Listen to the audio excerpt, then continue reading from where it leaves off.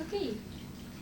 Bueno, pues mi nombre es Ivana Ramiro y estoy haciendo una entrevista a un miembro activo de la sociedad que es mi papá. Y bueno, papá, ¿tú te quieres presentar? Si quieres, viendo hacia tu cámara de allí. Mi nombre es Manuel Higinio Ramiro Ramos. ¿Y eres? O bueno, te acabas de jubilar, pero... Soy magistrado en retiro del Poder Judicial del Estado de Jalisco. Wow. Ok. Bueno, pues el propósito de esta entrevista es reflexionar sobre la contribución de los adultos mayores desempeñando un papel activo en su vida profesional y desarrollándose desde dimensiones diversas como identidad, inclusión, salud, educación, redes sociales, seguridad, tecnología, política, identidad, liderazgo, empleabilidad, equidad, corresponsabilidad, sentido de pertenencia y la manera en cómo se producen sus relaciones sociales con personas de diversas edades y situaciones de la vida.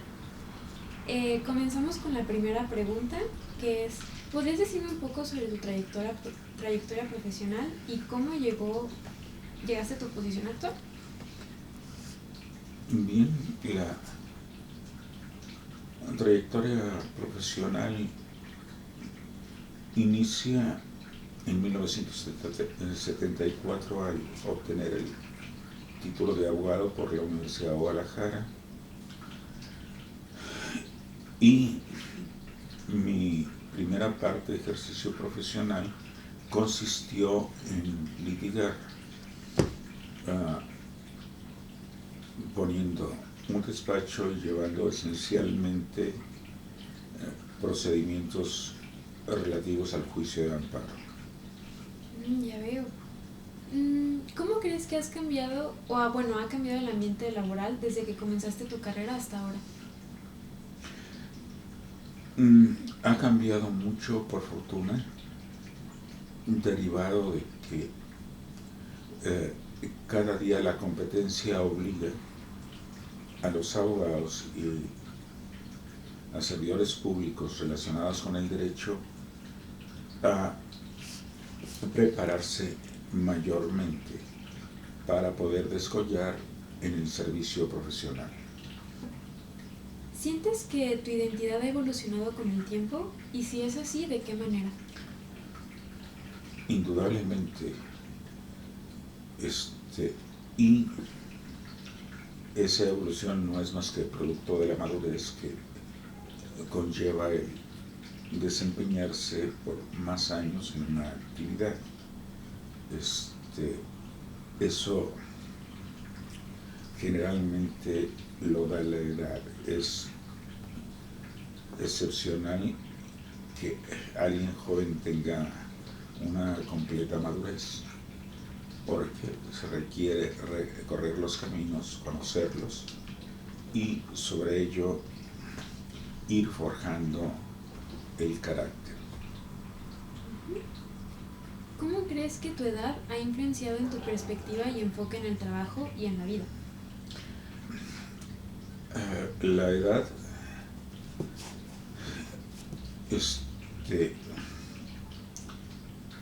ha tenido unas consecuencias muy naturales de los últimos cambios de los paradigmas, porque en la formación inicial que mi generación tuvo no había computadoras, no había absolutamente nada de tecnología en acceso común.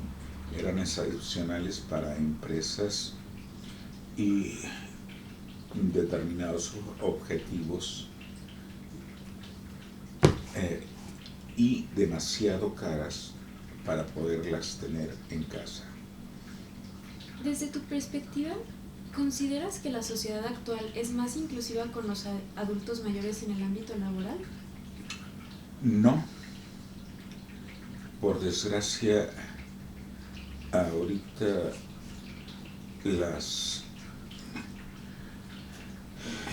modas específicas es darle una prevalencia a los jóvenes por la sencilla razón que resultan más explotables que un adulto mayor. Se les exige más tiempo, independientemente de la calidad del trabajo, y naturalmente se les paga menos porque sus requerimientos son menores que los de un adulto mayor. Catastrófico. Entonces, ¿los adultos mayores crees que tienen un ambiente laboral más difícil por el hecho de que tienen mejores estándares? Es más difícil, independientemente de los estándares, porque su contratación, en primer lugar, con perspectivas a jubilación, es un periodo muy corto y naturalmente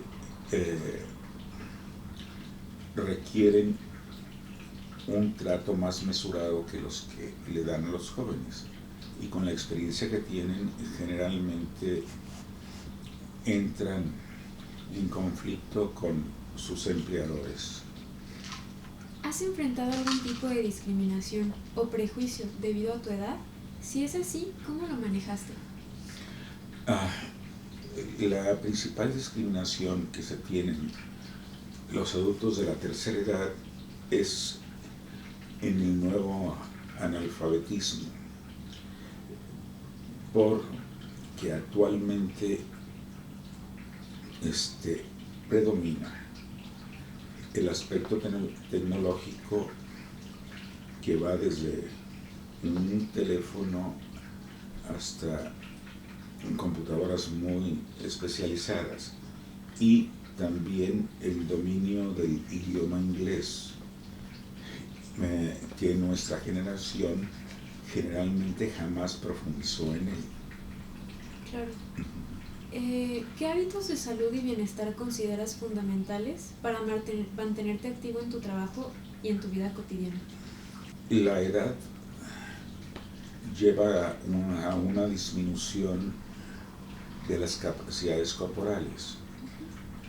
Entonces, hay mayores requerimientos en aspecto de salud, desde el aspecto de alimentación al aspecto de ejercicio, y también los diferentes gustos o placeres.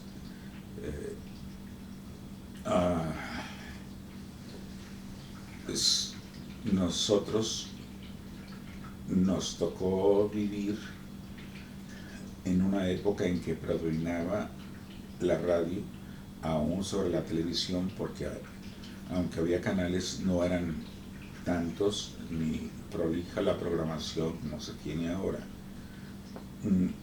Venimos de juegos infantiles como las canicas, el trompo, el yo-yo o una resortera. Algunos juegos derivados en cánticos que hoy totalmente se han olvidado. Para nosotros sigue siendo más importante el registro por escrito, físicamente o manual, incluyendo la lectura y otros aspectos. Y se ha perdido también una educación formal en casa, el ceder el paso a una persona por ser del sexo femenino, que ahora se considera que por ser paritarias no debe uno hacerse un lado en una banqueta para que pase una mujer, o cederle el asiento en un autobús, o darle una preferencia en una fila específica para adquirir cosas.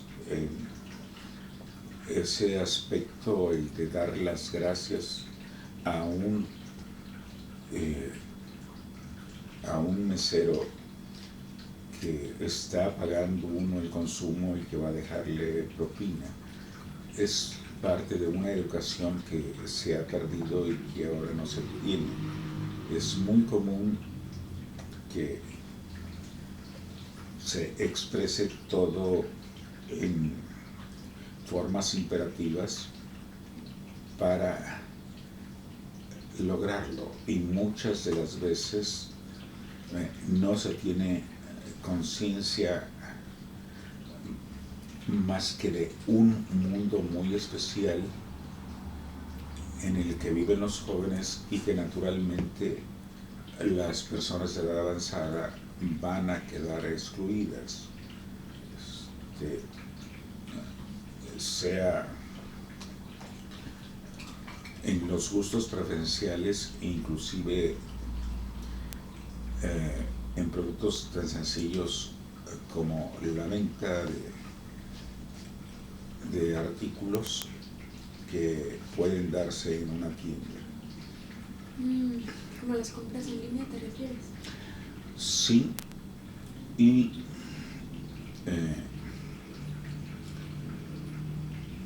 el otro aspecto que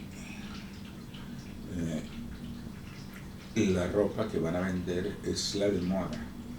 No importa que una persona adulta utilice una vestimenta diferente, a tal grado que si se adquiere, corre uno el riesgo de verse ridículo con unos pantalones totalmente entallados al cuerpo o una camiseta también con esas características. Claro.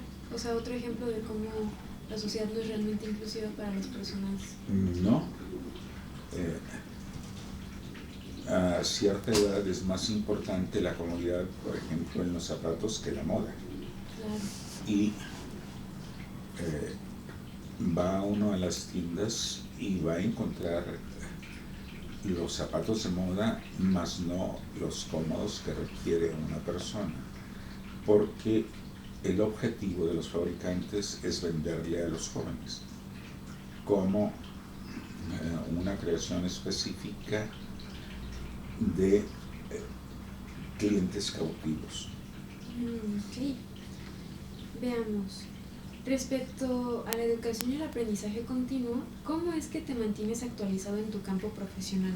Recuerdo que antes me habías comentado que te gustaba releer tus libros de derecho de vez en cuando. Lo tengo que hacer con los años.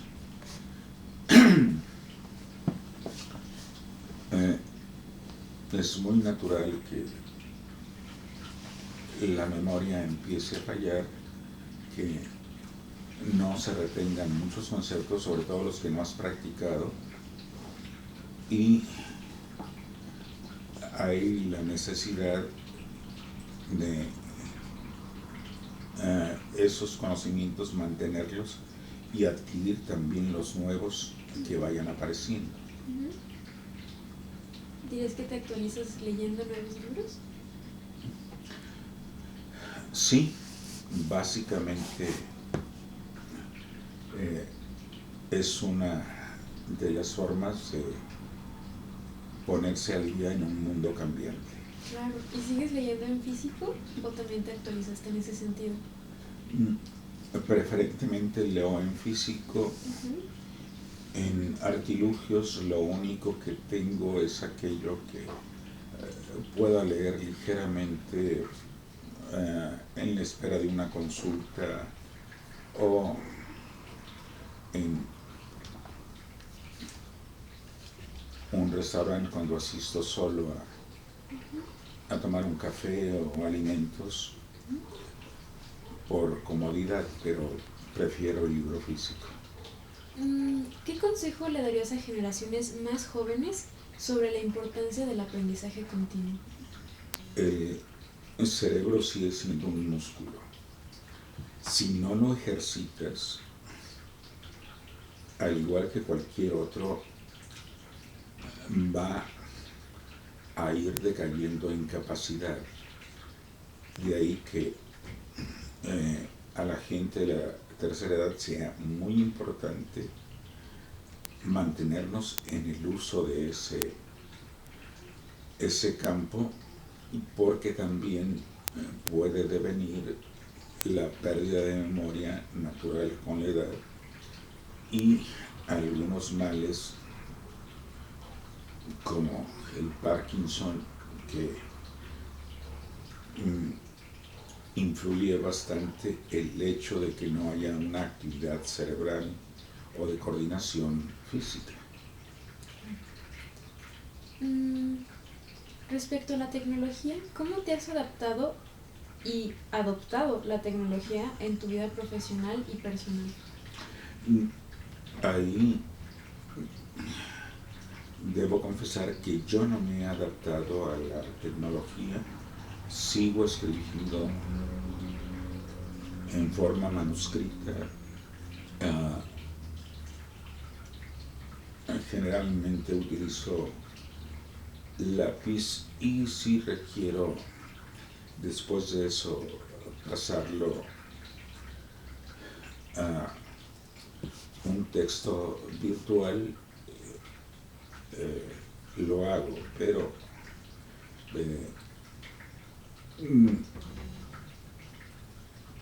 en algo tan simple como una lista de mandado, lo hago en físico, y las nuevas generaciones ahora utilizan el teléfono esencialmente para esos listados.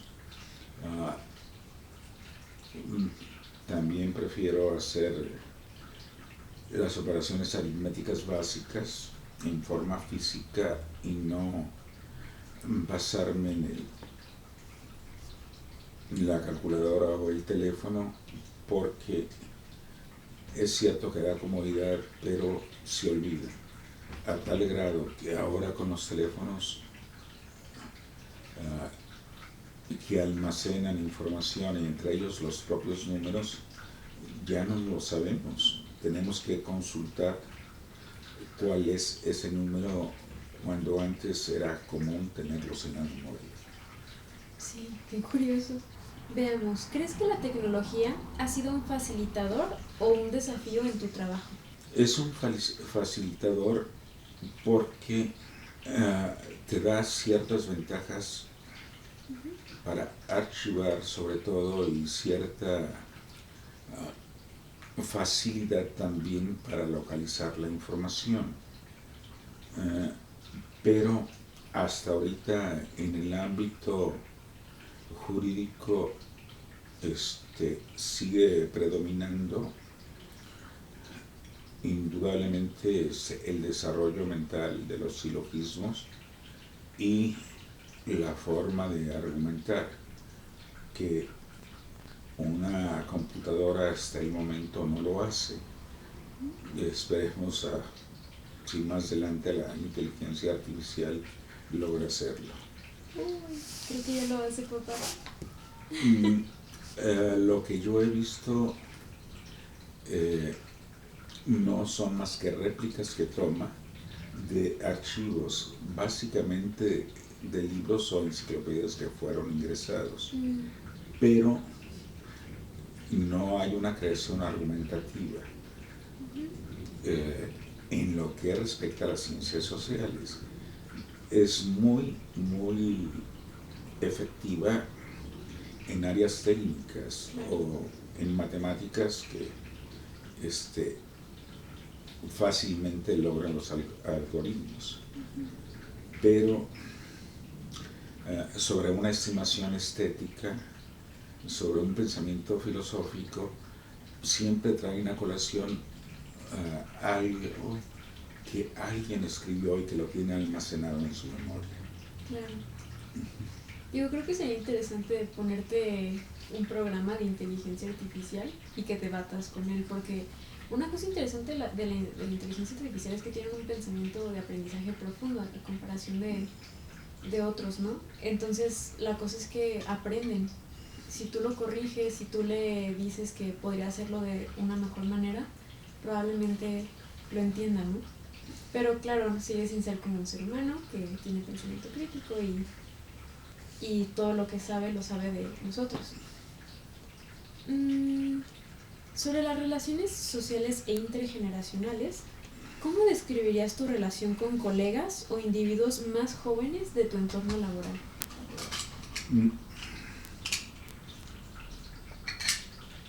Dentro de ese ámbito, por fortuna, tanto con la gente de mi generación como con las generaciones jóvenes, llevo una buena relación.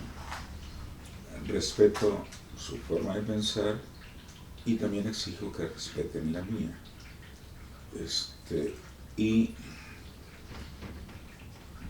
hay expresiones que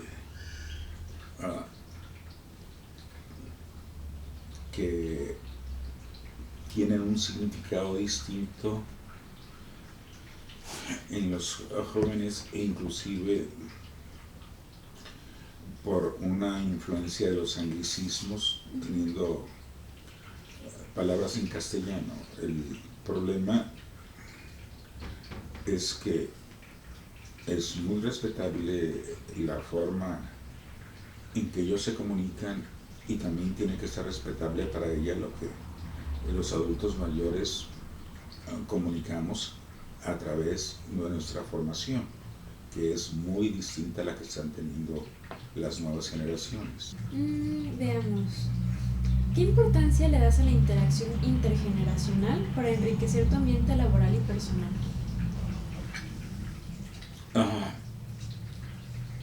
Debe ser algo muy bueno que pueda haber esa interacción. En mi caso, siendo joven, aprendí mucho de la gente mayor de edad. Cosas muy sencillas, de sentido común, pero que son una gran herramienta para la vida en general. Muchos de los jóvenes ahora les resulta más importante lo que diga Google a lo que diga una persona de la tercera edad. Y aunque muchas veces Google esté equivocado o su información se encuentre tergiversada, o también en muchas de las ocasiones no se encuentra la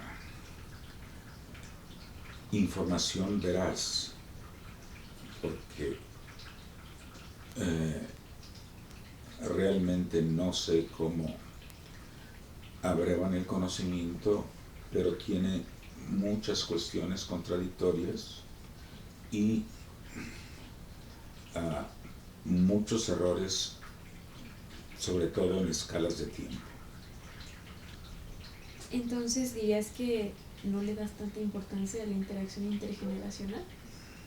No, desde mi punto de vista debe ser importante. El problema es que los jóvenes lo acepten. Ok. ¿Crees que los jóvenes somos los que deberíamos darle más importancia? Sí, ahí he tenido la experiencia en el ámbito de profesor que a la hora de hacer una exposición, Leemos. sí, lo cual no es el mejor método de aprendizaje. Y también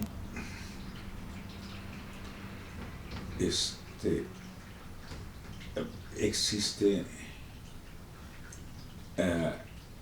una gran parte de los trabajos que consisten en plagios y que nunca dan crédito ni siquiera a los autores donde copiaron. Ya. Ahora tenemos programas que nos detectan los plagios muy rápido y vemos que un gran número de alumnos así hace su trabajo. En mi caso particular, en mis clases de posgrado exijo los trabajos manuscritos o en escritura mecánica de las antiguas máquinas de escribir, que es la única forma que he logrado que no copien y peguen para obtener un trabajo, de tal forma que pueda ser, aún con errores, con todas las deficiencias, pero que sea propio, un trabajo de investigación y no siempre plagiado de páginas virtuales que lo toman, forman un texto y lo entregan como una tarea o algo desarrollados por ellos, lo cual no es cierto. Es un poco grave eso de copiar, pegar y no citar. ¿Y no se han quejado al respecto por el tema de hacer todo a mano? Sí. ¿Todavía das clases entonces? Aún, y el detalle que en determinado momento uno tiene que estar preparado como profesor para ver quién va exclusivamente por el cartón, por el título de posgrado, el diploma, y quién realmente va a aprender. Y nadie te transmite conocimientos. Tendrás que ser autodidacta y la investigación es parte de la formación que se debe tener. Y es lo que deben hacer los jóvenes, bien sean bibliotecas físicas o virtuales. Pero realizar una investigación y dar razones y argumentos propios, que es lo que se trata de que quede como huella, como impronta dentro de su formación. Respecto al liderazgo y empoderamiento, ¿cuál consideras que ha sido tu mayor aporte al liderar equipos o proyectos? Excepcionalmente he liderado equipos. De hecho, el trabajo que he desempeñado generalmente es individual. La única oportunidad que tuve de ejercer un liderazgo sobre personas, pares sobre todo, y jueces, fue en la época que fui presidente del Supremo Tribunal de Justicia. Yo acabo de nacer. Y de ahí en más, el trabajo que desempeñé fue colegiado, pero siempre marcado con un desarrollo de naturaleza personal, en el que se formula un proyecto, generalmente resolución, se pone a la vista de dos compañeros que pueden opinar igual o en diferente sentido para consolidarse como una resolución posteriormente donde converjan tres opiniones o cuando menos dos en un mismo sentido. Okay. Y yo tengo esta duda, no está en el guión, pero ¿cuáles son cosas buenas que consideras que sucedieron en el periodo donde tú fuiste presidente del Supremo Tribunal de Justicia? Quizás la que resalta más fue una reforma que en esa época hizo el Congreso para separamos del cargo a 14 magistrados. A mí me tocó hacer la impugnación, presentar la controversia constitucional ante la Suprema Corte de Justicia de la Nación, la cual fue declarada fundada y, a pesar de que el entonces gobernador y el Poder Legislativo de Jalisco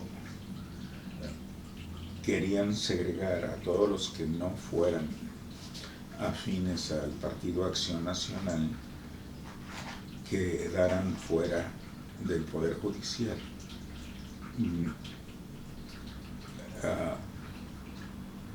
La Corte respetó nuestro derecho y básicamente declaró inconstitucional la reforma en ese sentido para quedar separados de la función que ejercíamos. En principio 14, que después se agregaron 2 magistrados más en el transcurso de ese procedimiento. Se ganó tanto la controversia en la Corte como un juicio de amparo que individualmente promovimos cada uno de nosotros. En términos coloquiales, para la audiencia que no sabe lo que es impugnar o que algo esté fundado, ¿cómo lo pondrías? Bien, impugnar no es otra cosa que enfrentar algo con lo que no se esté de acuerdo. Y se lleva a un tribunal para que diga quién tiene la razón de las 2 partes en conflicto. Eso sería la respuesta a la primera pregunta. La segunda no la recuerdo. La segunda no la he hecho. Ajá, perdón. Bueno, era una personal mía, de cuál consideras que había sido una aportación positiva tuya en tu periodo de presidencia. La aportación mayor fue lograr la estabilidad de los jueces en sus adscripciones y su permanencia dentro del Poder Judicial, porque hubo un gran embate en esa época para tratar de que el Poder Judicial se plegara al Poder Ejecutivo en Jalisco, que dependiera del gobernador, lo cual en ese periodo no lo lograron. ¿Lo lograron después? Por desgracia, sí. ¿Y cómo impactó esto a tus colegas o a ti? A mí, que entonces sí tomé la decisión de retirarme de la función pública porque de ninguna manera estaba dispuesto a que el Poder Ejecutivo cooptara al Poder Judicial. ¿Por qué? Porque viene un sinnúmero de arbitrariedades que actualmente se han visto. El abuso de la prisión preventiva, el retardo de meses sobre la custodia de un niño, que el niño está viviendo diario y que diario requiere una atención y no tiene por qué esperar un mes para que decidan si está con la madre y el padre o se va a una institución pública. Claro. Para ellos es muy angustiante esa circunstancia. Y puedo relatar otras más, pero llevaría mucho tiempo y serían de índole técnica que quizás no hayan interés en el auditorio en escucharlas. Yo creo que es interesante cuando hablas de situaciones en particular. Si sirve de algo. ¿Qué lecciones respecto al liderazgo te gustaría transmitir a generaciones más jóvenes como la mía? Que para ser líder, comparándonos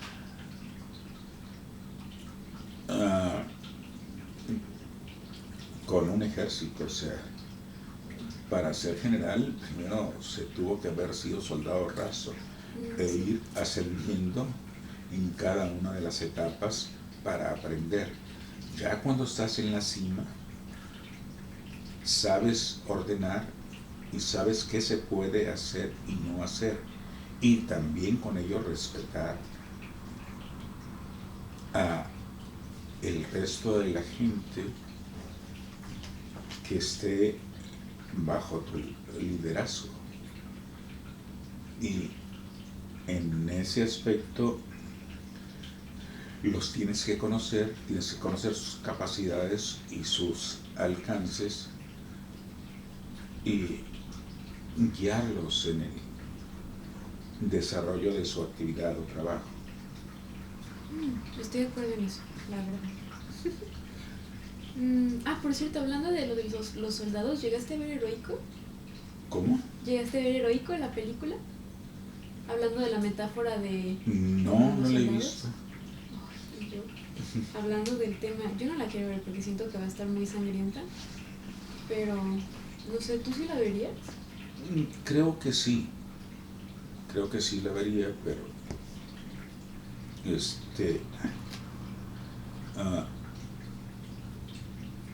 llevada por primera vez al cine en México, pero tenemos ya otros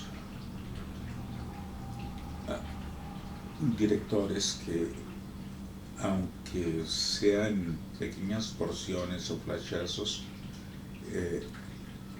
han retratado esa forma de maltrato no tan solo en los militares, sino en policías y otras gentes tienen su mando.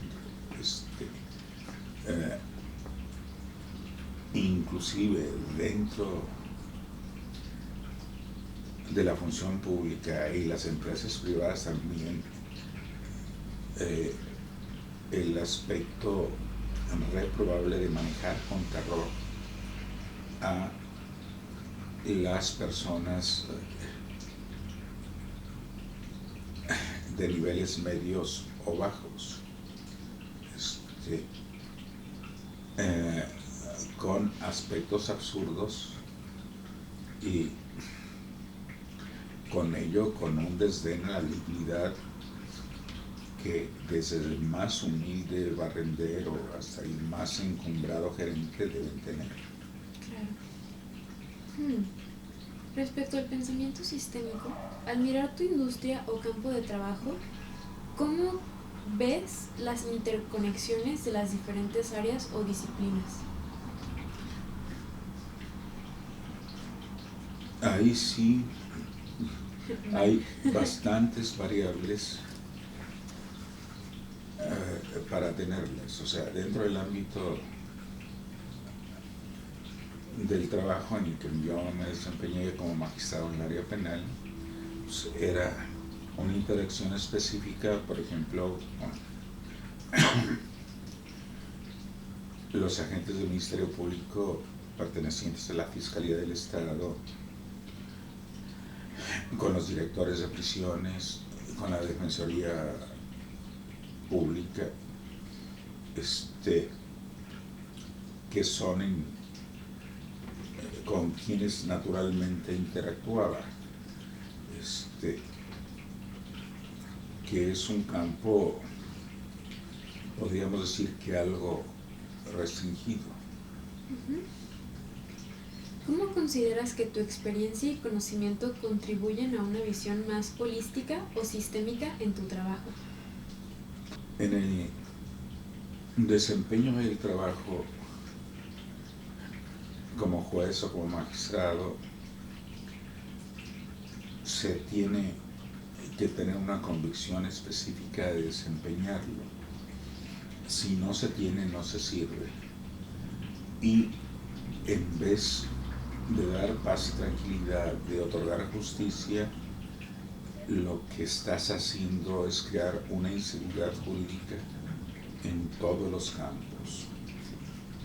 Y eso indudablemente que al final repercute en la sociedad sobre la seguridad de permanencia en un trabajo, de obrero el respeto que pudieran tenerse en derechos fundamentales que vemos continuamente que por incapacidad de determinadas personas para desempeñar cargos que no tienen ni el conocimiento ni la vocación, a la postre están creando injusticias. Lo vemos a nivel nacional con los feminicidios. O sea, la mayoría de las carpetas de investigación están mal llevadas a cabo y los fiscales lo saben, a pesar de eso las judicializan, sabiendo que posteriormente la persona consignada va a salir absuelta. Y eso realmente es un fraude. El problema no es detener a una persona y llevarla a un proceso. La solución es que dentro del proceso salga condenada, para mandar un ejemplo al resto de la población e inhiba la comisión de feminicidios. Claro. Entonces, con este ejemplo de los feminicidios, ¿qué crees que se debería de hacer a nivel sistemático y en qué áreas para que, por ejemplo, se reduzcan? Efectuar investigaciones públicas.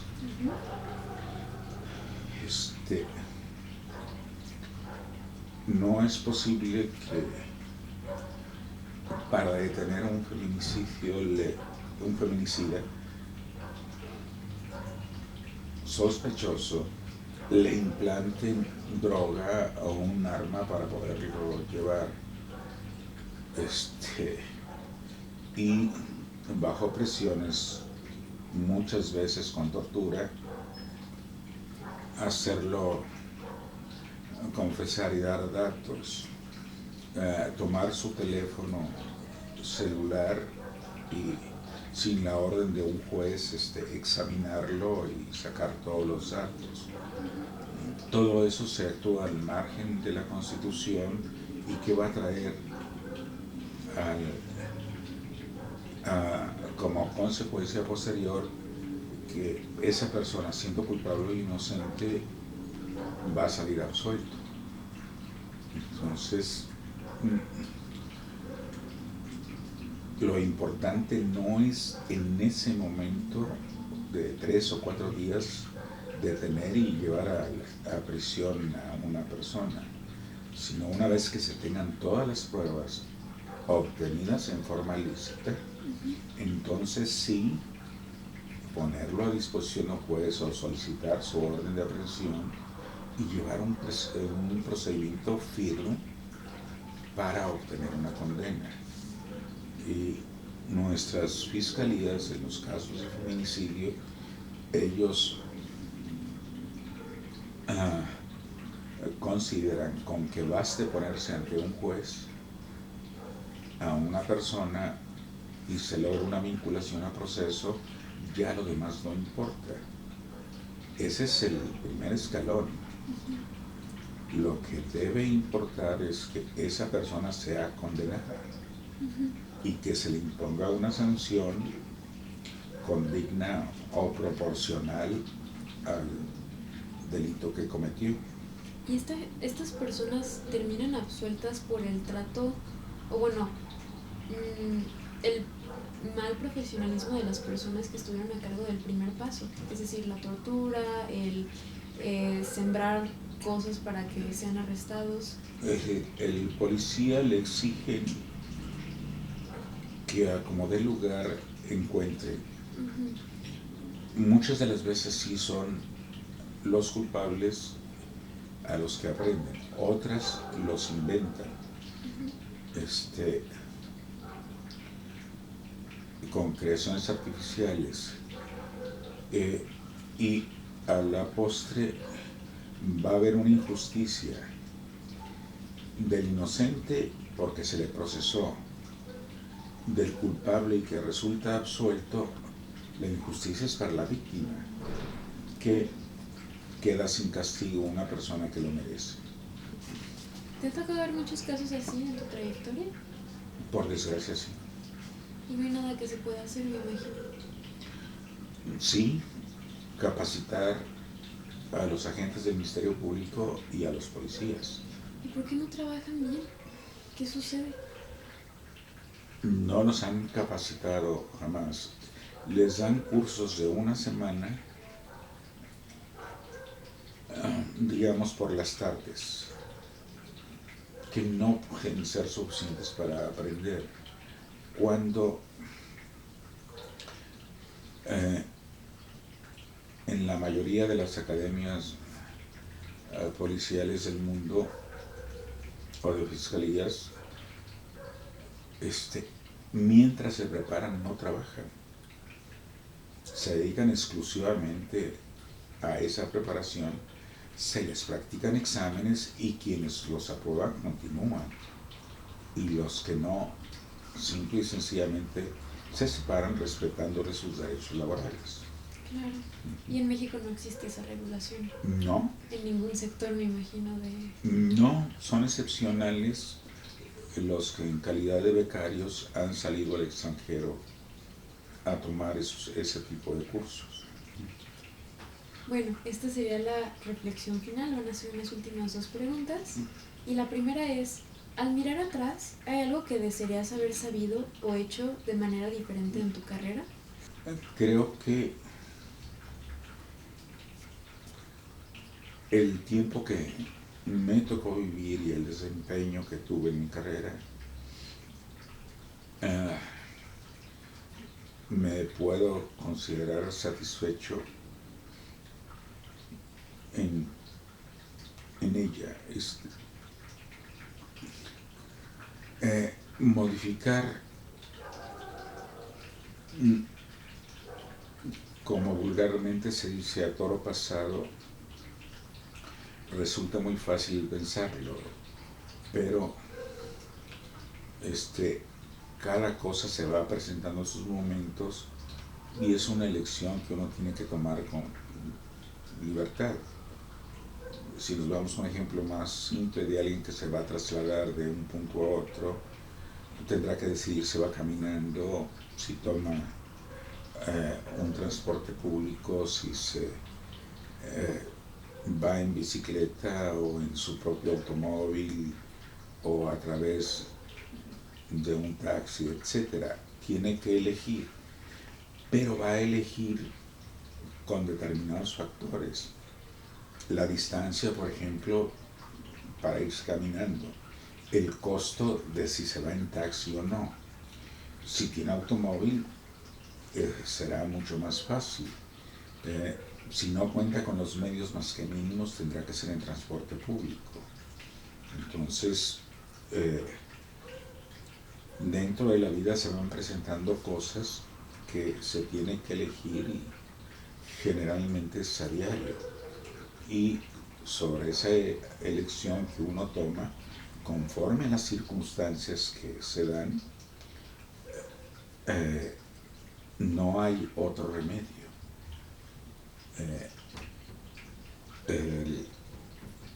Esas decisiones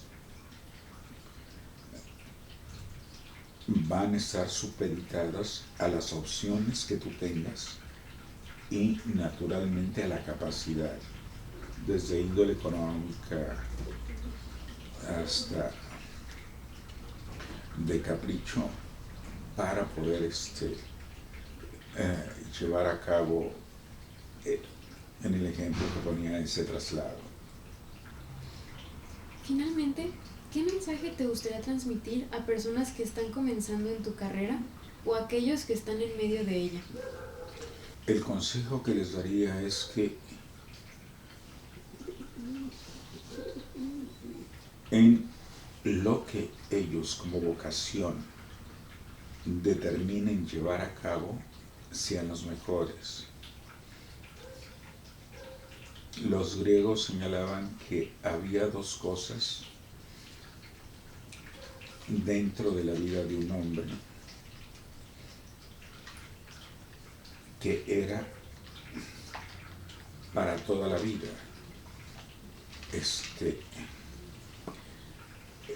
el escoger estado de si se unían con una persona, matrimonio o no, que tendría que ser para toda la vida. Y también el trabajo que van a desempeñar tendrá que ser con el que toda la vida van a sostenerse.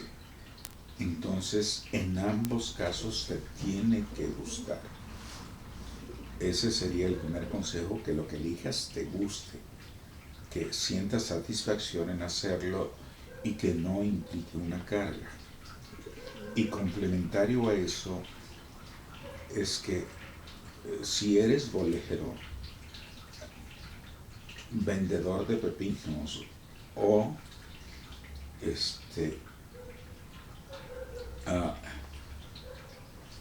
piloto, abogado o ingeniero, seas el mejor. Y siendo el mejor, te desempeñarás muy bien. Y hay gente que a veces resulta un aspecto contradictorio. O sea, un maestro albañil gana mucho más que un ingeniero.